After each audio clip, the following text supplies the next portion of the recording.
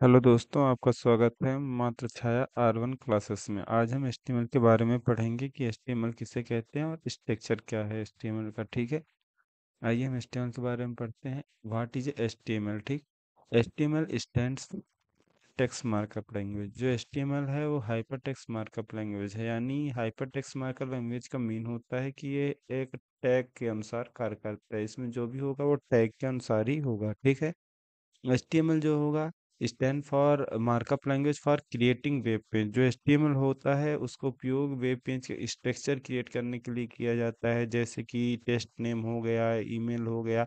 ये हमें web page के स्ट्रक्चर में जो हमें शो करना होता है वो क्रिएट करने के लिए HTML का उपयोग किया जाता है। ठीक, HTML में जो भी काम होगा वो पूरा होगा टैग के अनुसार, जिसमें कई सारे टैग होते हैं, जैसे पैराग्राफ टैग हो गया, हेडिंग टैग हो गया, लिंक टैग हो गया। ये सब HTML के टैग हो गए। ठीक, आइए हम स्ट्रक्चर देखते हैं। एग्जांपल भी आप बोल सकते हैं इसको।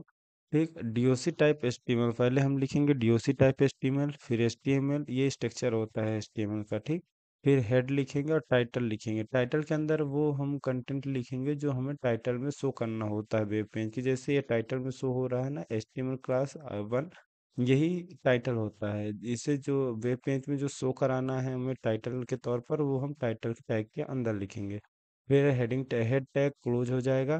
फिर बॉडी टैग ओपन होगा। बॉडी टैग के अंदर हम पूरे परफॉर्म लिखेंगे, जितने भी हमें टैग परफॉर्म करना है वो सब बॉडी टैग के अंदर ही लिखेंगे। ठीक है, बॉडी टैग क्लोज होगा और HTML क्लोज होगा। अब हम जो स्ट्रक्चर है उसको समझते हैं कि आखिर स्ट्रक्चर में जो लिखा है, जैसे डीओसी टाइप HTML हेड, ये सब है क्या। ठीक, डीओसी टाइप HTML जो होता है वो डिक्लेरेशन करता है कि this web page document is an HTML document. जो ये वेब पेज है, जो ये डॉक्यूमेंट है, वो HTML का डॉक्यूमेंट है। डीओसी टाइप HTML ही डिक्लेयर करता है। ठीक, HTML टैग जो होता है, HTML elements is the root element of HTML page. जो HTML टैग होता है वो ये बताता है कि ये एलिमेंट जो है रूट एलिमेंट है HTML पेज का। ठीक, हेड टैग होता है, head element contents Meta information about the HTML page. जो हेड एलिमेंट होगा वो मेटा इंफॉर्मेशन, जितनी भी इंफॉर्मेशन रहेगी HTML पेज की,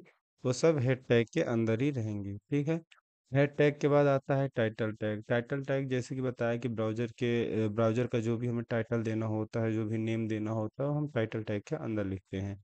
बॉडी टैग के अंदर हम पूरे परफॉर्म, जो भी हमें टैग परफॉर्म करना है, जैसे कि टेबल टैग हो गया, लिस्ट टैग हो गया, इमेज हो गई, पैराग्राफ टैग हो गया, ये सब हम बॉडी टैग के अंदर लिखते हैं। और H1 टैग जो होता है वो H1 टैग हेडिंग टैग कहलाता है, जो लार्ज हेडिंग टैग कहलाता है। यानी H1 में 6 कैटेगरी होती हैं, जिसमें से H1 जो होता है वो लार्ज हेडिंग टैग कहलाता है। उसके बाद H6 जो होता है वो सबसे स्मॉल हेडिंग टैग कहलाता है। ठीक, पी टैग जो होगा वो पैराग्राफ टैग कहलाता है। यानी पी जो होता है उसमें पी टैग ओपन होगा, क्लोज होगा, वही सब पैराग्राफ टैग कहलाता है। ठीक, आइए हम इसको कोड के थ्रू समझें। पहले लिखेंगे डीओसी टाइप HTML, फिर HTML ओपन होगा, फिर हेड टैग लिखेंगे। हेड टैग के बाद टाइटल। टाइटल के अंदर हम वही लिखना होता है जो हमें टाइटल देना होता है। ठीक, वेब पेज का जो हम टाइटल देना चाहते हैं टाइटल टैग के अंदर लिखते हैं। और बॉडी टैग ओपन होगा। बॉडी टैग के अंदर हमें जो भी टैग लगाना हो वो हम बॉडी टैग के अंदर लिखते हैं। जैसे हम दे दिए H1 हेडिंग टैग। ठीक, दिस इज हेडिंग। ठीक, और अब दे दिए पी टैग।